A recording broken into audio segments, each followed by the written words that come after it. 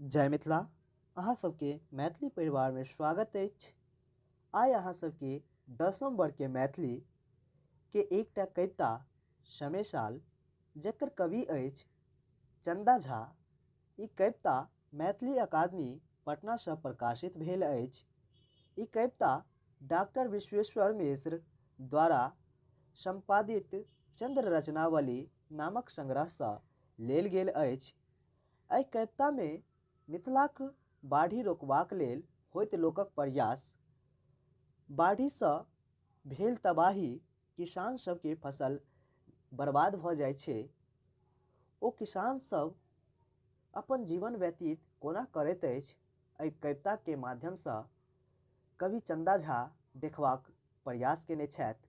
तो चलू वीडियो समय साल भदई सुखायल धान दहाय, गरीब किसान की करत उपाय, कोना दिन काटत जीत की खाय, बाल बच्चा मिल करे हाय हाय, हृदय जनु फाटत। कहै छथि कवि, भदई मास के जे फसल होइत अछि ओ सुखाड़ में चलि गेल। ओकर बाद धानक समय आयल तऽ एतेक वर्षा भेल कि धानो दहा गेल।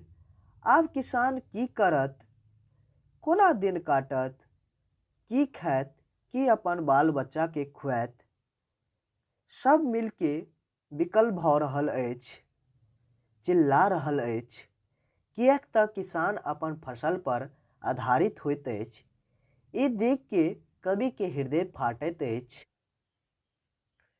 बांधल छहर ऊंच के आरी, राति दिन सब धैल कोदारी, सारी छल उपजल लेल संहारी, निर्दय कमला की दहु बिचारी, हारी हिया बैसल, हारी हिया बैसल। बाढ़ के जखन समय आयल तऽ सब किसान राति दिन कोदारी लऽ कऽ एक केने छथि। ऊंच ऊंच के छहर बनि रहल अछि, ऊंच ऊंच के आरी बनि रहल अछि, मुदा तैयो ने बाढ़ के पानी रुकै छै। छहर के तोड़ि दै छै, जे फसल उपजक के लेल लहलहाइत रहैत अछि ओकरा बर्बाद कऽ दै छै। कवि कहै छथि, हे कमला, एतेक निर्दयी नहि बनियो, कनिको विचार करियो। सब किसान हिया हारि बैसल अछि। समटू समटू जल कमला माय, करू जनू एहन देवी अन्याय। आहस दुख होइछ आस लगाय, कलहू कर्चा करज के खाय, विकल जन रोइछ। कवि चंदा झा कहै छथि, हे कमला माय, अपन जल के प्रवाह के समटू, अपन जल के समटू। हे देवी, एहन अन्याय नहीं करू। बड़ दुख होइछ जखन कोई आश लगा कर रहैत अछि कि हमर फसल एतेक नीक होत, कर्जा लऽ कऽ खेती करैत अछि और सेहो फसल बर्बाद भऽ जाइत अछि। किसान सब विकल भऽ कानैत अछि, किएक तऽ किसान सब वएह पर आश्रित रहैत अछि। बड़ रौदी छल बरसल पानी, मघ असरेस कैल नहि हानि। चलल छल धंधा कह कवि चंदा, अपने बोते की होत काज समय न भेल मंदा। मघ असरेस एकटा नक्षत्र अछि।